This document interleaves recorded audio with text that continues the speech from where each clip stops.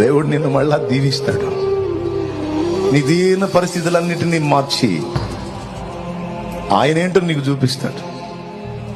ఆ చూపించిన దినాన, ఆ చూపించిన రోజున మొత్తం చేరతారు నీ చుట్టూ. గుర్తుపెట్టుకో ఈ మాట, మొత్తం చేరతారు నీ చుట్టూ, చేరతారు నీ చుట్టూ చేరి.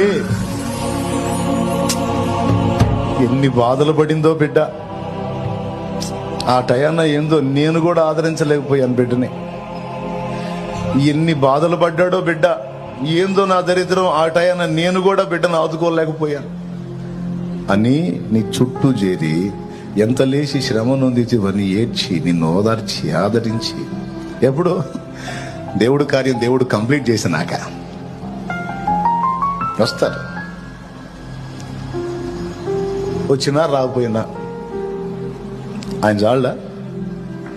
చెప్పండి, ఒక మొక్క చెప్పండి. ఆయన చాలడా? ఆయన కోసం బతకాల్సిన అవసరం లేదా? మనం ఎవరి కోసం బతుకుతాం? అందరున్నా ఏకాకిని చేసి వదిలేసినా నీకెవరున్నారు?